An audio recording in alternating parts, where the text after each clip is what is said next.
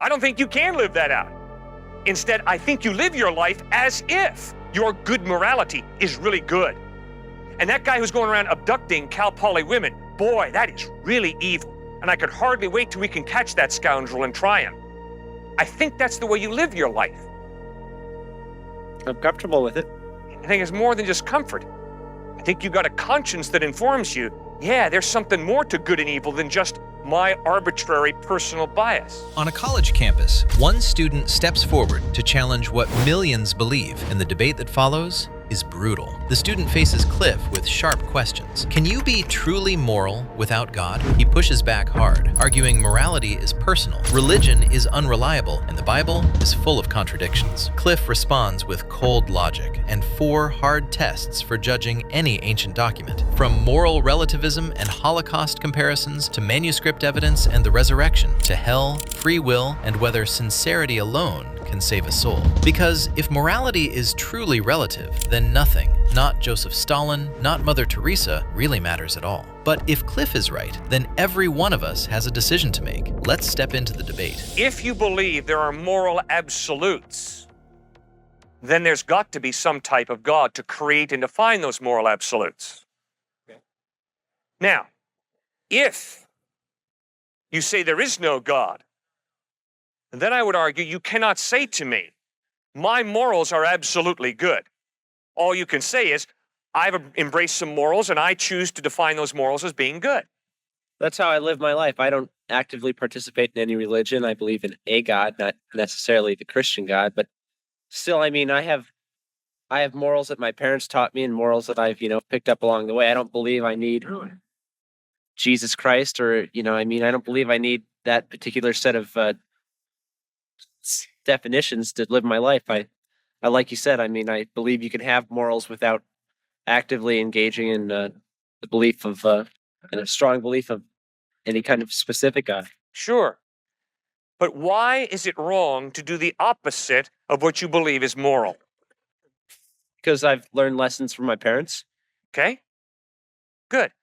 But if I tell you, sir, my experience tells me that the opposite of your morality is really the best way for me to live my life. Then I say, all right, that's your belief. Exactly. And it's just my belief against your belief, right?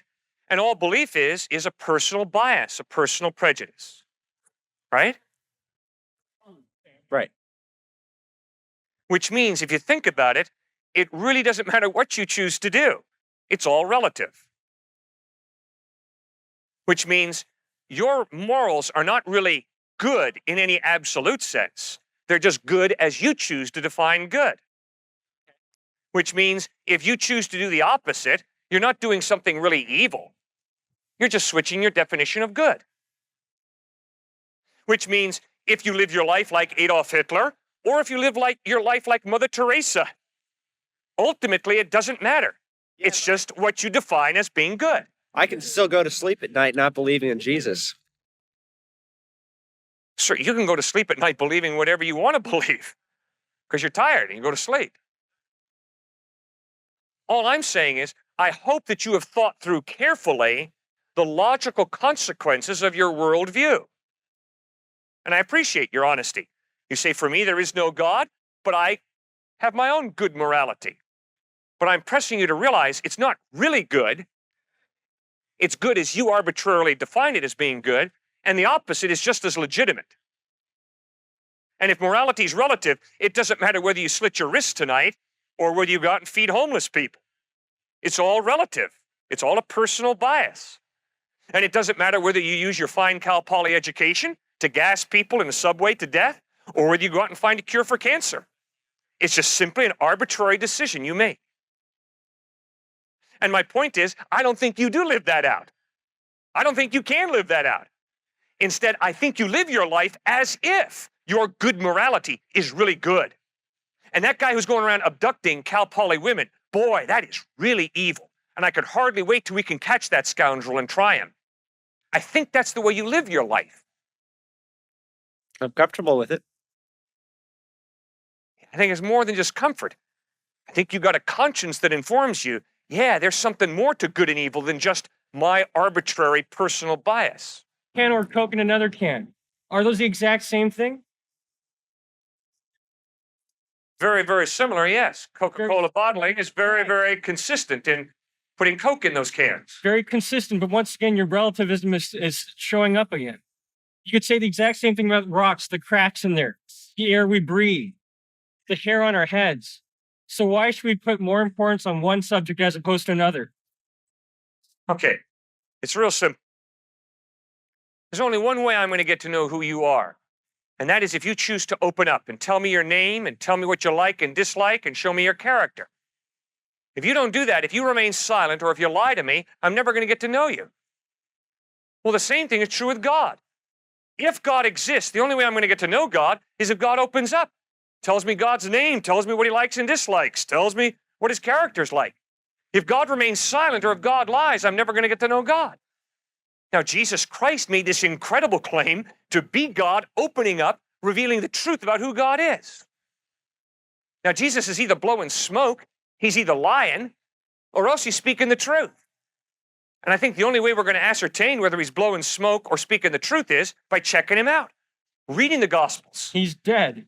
No, man, he rose from the dead. Human beings wrote that. Jerome in the 4th century edited the Bible and cut out certain things that he didn't want in there.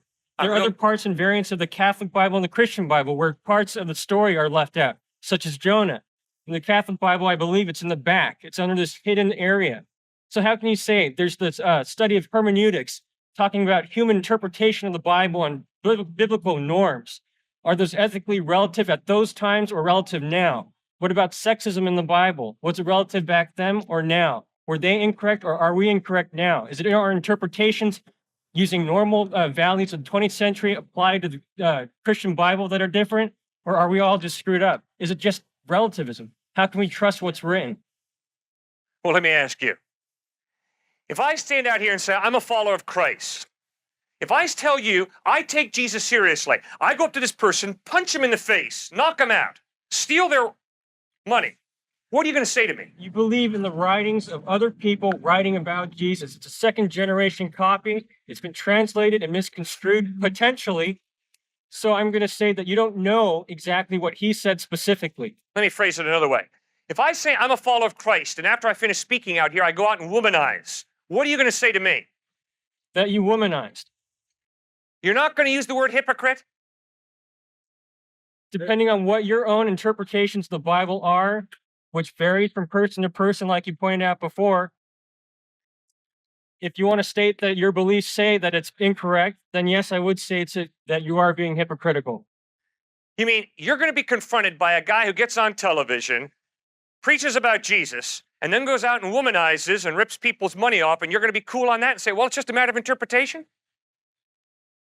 Sure. Oh, come on. Come on. If I say I'm a follower of Jesus Christ and Asians and African Americans are inferior to Caucasians, you're not going to use the word hypocrite to describe me?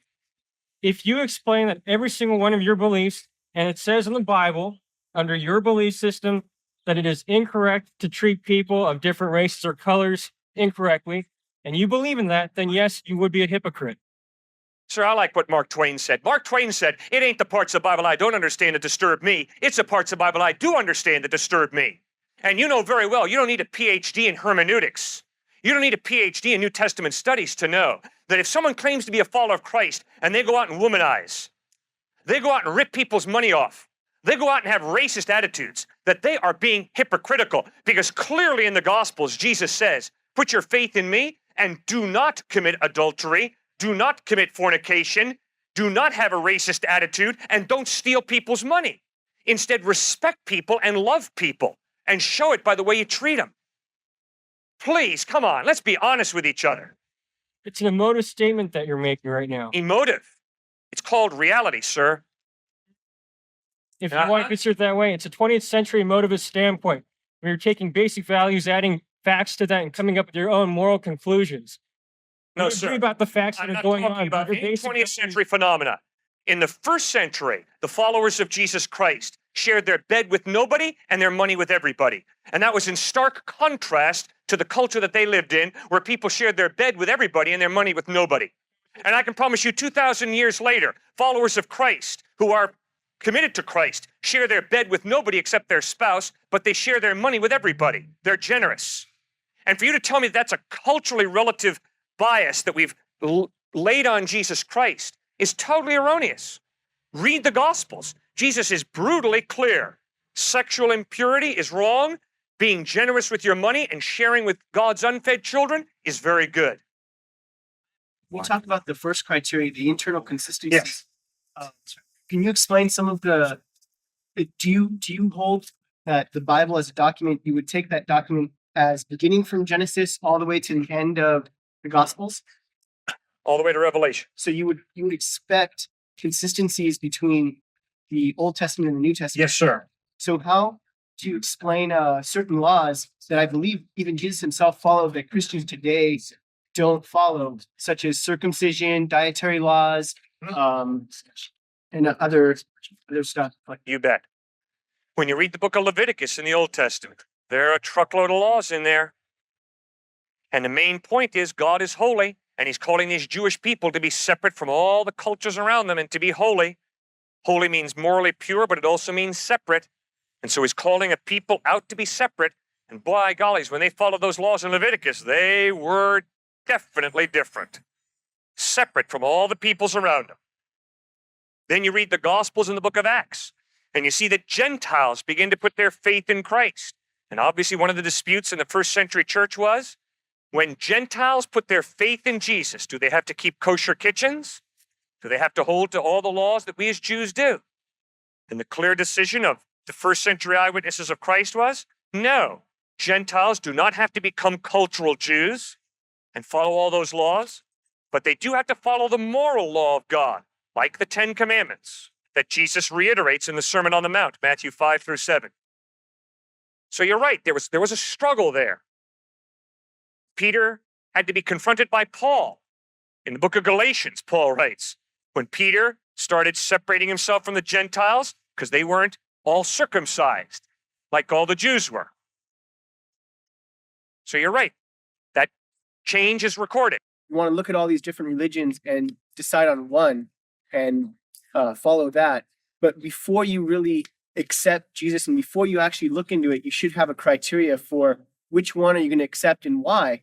So can you go through maybe some of the criteria? You already mentioned that in order to really know God in the Islamic faith, you have to read Arabic. So you said you had a philosophical problem with that. It seems like one of your criteria is ease of readability or ease of getting to know God. So I just want you to go through maybe what your criteria is before we really think about why Jesus. How does Jesus fit in that criteria? Okay, great question. My point about having a problem with having to learn Arabic in order to know God is not just out of the blue, I got a problem with that. Rather, it begins with the incredible respect that the Quran communicates for Jesus. Muhammad taught that Jesus was a prophet of God. In fact, a devout Muslim has far more respect for Jesus than the typical American. A devout Muslim believes Jesus was born of a virgin, ascended to heaven, and is coming back a second time. That's a lot more than a lot of Americans believe. So a devout Muslim has far more respect for Jesus than the typical American. But you see, my philosophical problem is this. Jesus comes and says, I'm for the world. Come to me. You don't have to learn Greek or Aramaic. Come to me. And Muslims respect him and say, that's good, that's good. But then they say the real miracle is the Quran. And in order to really understand the real miracle of God, you have to learn Arabic. Well, how can you move from Jesus, who's for the whole world, to saying, come to me in any language?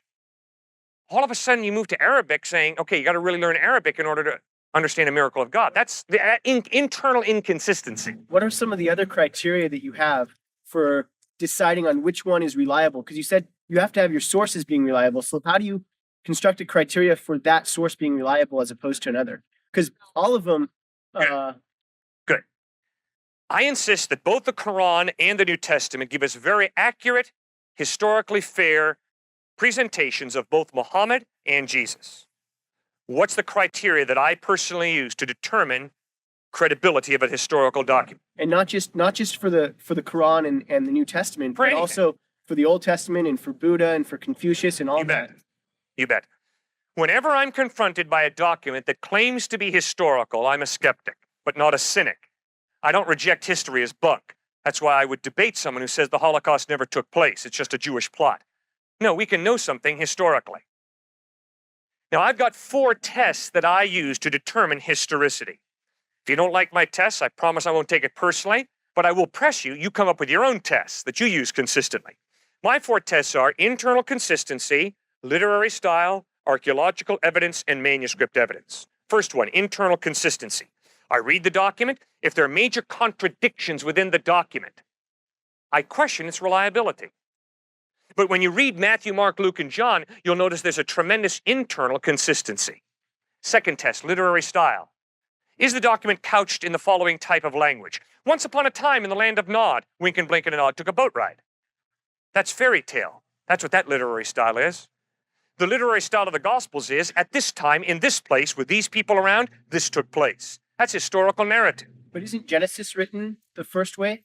Good. It says, in the beginning there was this, and then there was, and it doesn't really, it's very poetic. It actually repeats that God says this was good, and it's more. You are absolutely correct. Great point. Genesis chapter 1 is comprised of 8 4-line Hebrew poems. Very good. You read well. That's why I would not treat Genesis chapter 1 as historical narrative, because that's not the literary style. And you go to the Psalms, and it's all poetry, isn't it? And you go to the book of Revelation, and it's apocalyptic literature. That sure is not historical narrative. That's apocalyptic, highly symbolic literature, Revelation. But the Gospels, where we read about Jesus, are historical narrative. At this time, he did this. He said that. We saw him. But the Gospels do contain parable, allegory, simile, metaphor. When Jesus says, I am the light of the world, he's not claiming to be a 100-watt light bulb.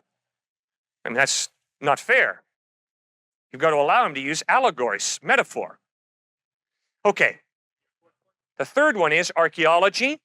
Are we talking about the island of Atlantis? No, we're talking about Bethlehem, Nazareth, Jerusalem, Rome. And the fourth one is manuscript evidence. How many manuscripts and how close to the date of the actual writing of the document are they? The New Testament that we have today has nothing to do with the Latin Vulgate of Jerome.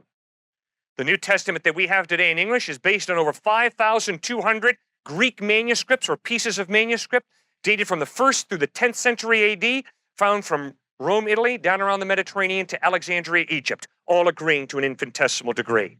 There's no document from antiquity that can even approach the New Testament Gospels in manuscript evidence. That's why I accept it as historically reliable. But so do I do that with the Quran. The Quran is a very accurate presentation of what Muhammad taught. And the teachings of the Buddha have been very accurately preserved. And the Vedas and Upanishads and the Bhagavad Gita of Hinduism, very accurate. I mean, people went to painstaking ends to accurately transmit these documents. So read them. And while you read them, ask yourself, what does the evidence point to as being reliable? But there's no to defend infinite amount of punishment in hell for a finite amount of crime. Okay? God has given us this incredible gift of life. God has given us more than enough evidence of his existence. God has given us a conscience that convicts us when we do wrong and we experience something called guilt. And Jesus in the Bible insists that guilt is God's alarm system. Wake up and smell the coffee. You've done wrong. You need forgiveness. The only reason a person doesn't find God is for the same reason that a criminal does not find a policeman. He's running away. That's the claim of the scriptures. Now, if a person runs away from God all life long, God is not going to force them against their will to spend eternity with him in heaven. Heaven would be worse than hell for that person. They want to live their life separate from God. So as G.K. Chesterton, the great English thinker, put it, hell is God's great complement to the reality of human freedom and the dignity of human choice. Why would anyone choose free choice if they know then that they're going to, as a matter of choice, decide to have eternal torment? It's not worth it. Why do certain university students smoke cigarettes in light of the fact that there's a clear warning on the package? Smoking cigarettes can cause cancer. We are an interesting group, we Homo sapiens. But you don't choose free choice. Right, you were just given it as a gift. Isn't your faith in Christianity, isn't that just a personal bias? What makes other religions not as correct? Great question.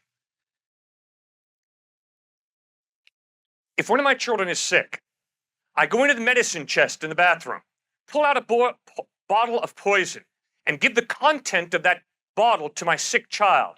I don't care how sincere, how genuine I am. My child will not get well after digesting that poison. My child will get sicker and possibly die. I don't care how sincere I am. The legitimacy of your belief is not based on your sincerity. You can be sincerely wrong, sir. The legitimacy of your belief is based on the legitimacy of the object that you have chosen to trust in. So the question is Jesus Christ reliable or is he not? Is Buddha reliable or is he not? Is Confucius reliable or is he not? Is Muhammad reliable or is he not? That's the question. And I think the only way you're going to answer that, obviously, is by studying each one that you are considering to be a serious option for your consideration. And I'm standing here saying, please consider Jesus Christ very seriously by going to the source documents, the Gospels, Matthew, Mark, Luke, and John, reading them and asking yourself, does the evidence point to Christ being reliable or does the evidence point to him being unreliable? That's a very good point, and Right. but I have people who tell me, Christians, that people who take their faith seriously in Muhammad or other people, they're wrong. And I don't. That's absolutely correct. If Muhammad spoke the truth, I am wrong in believing in Jesus. If the avatars of Hinduism spoke the truth, I am in for a very difficult next reincarnation. No question about it. If Muhammad spoke the truth, I'm going straight to hell. Because I'm a blasphemer. I worship Jesus Christ as God in human form. So if Muhammad spoke the truth, I'm going to hell. But if Jesus Christ spoke the truth, I'm going to heaven because I put my faith and trust in him. But isn't all it is then? Doesn't it all that comes down to is a personal bias? Now, it comes down to what is true, what is real. To you. No, in reality. To you. Pascal, Okay, fine. Then approach your next exam that way. Go into your next exam, allow the real you to genuinely flow out all over that exam paper. And then when your professor hands back a flunking grade, you go back to your professor and say, time out, professor. This is the real me. This is my perception of reality. This is who I really am. And the professor's going to look you in the face and say, your perception of reality is incorrect. You just flunked the exam. you're choosing Pascal's wager. You're going for the benefits of one over the other, and you're saying that an infinite reward is much better than an infinite punishment. That's So not you're going what to I'm go saying. for that's exactly what you're saying. It's not. No, it is not. I'll get into Pascal's wager with you if you want, but that's not what I'm saying. What I'm saying to this gentleman is the legitimacy of my belief is not determined by my sincerity. It's not determined by my passion or my fervency. It is determined by the reliability of the object I've placed my faith in. You put your faith in Jimmy Jones and follow him down to Guyana and drink cyanide-laced Kool-Aid, and you can be very genuine. I would argue you're genuinely wrong, sincerely wrong. You can follow David Koresh down to Waco, Texas, and get blown up in an inferno with him. You can be very sincere and very genuine. I would argue you're genuinely wrong. You can follow Hugh Hefner's philosophy and could be convinced that the real purpose of life is to stimulate your nerve endings and go through orgasm as many times as you can. I am convinced you're making a humongous mistake. There's a lot more to human existence than going through orgasm. And yet, if you want to believe that, that's your choice, obviously. I respect your right to choose that, but I am deeply concerned. Or you can believe that the real purpose of life is to get a good education at Cal Poly, to get the highest paying job possible you can. So you can have your nice house, drive your nice car, and have your nice vacation, one on the shore and one in the mountain skiing. And I'm going to say to you, sir, I am deeply concerned about materialism. I don't think it tells the whole story. I think you're mistaken in putting your faith in materialism. The object you place your legitimacy is based on how much faith you have in it. Yeah, now the question is the object of your faith reliable, or is the object of your faith going to mess you up? And what's a midlife crisis? A midlife crisis is a guy who thought the real purpose of my life was to climb the corporate ladder, to have a high-paying job, to have it all materially. And here I am, in my 50s, and now suddenly I begin to realize, oops, there's more to life than making money. There's more to life than a nice vacation. Oops, I'm going through a midlife crisis because I've leaned the ladder of my life up against the wrong wall. It ain't delivering the goods the way I thought when I was in university.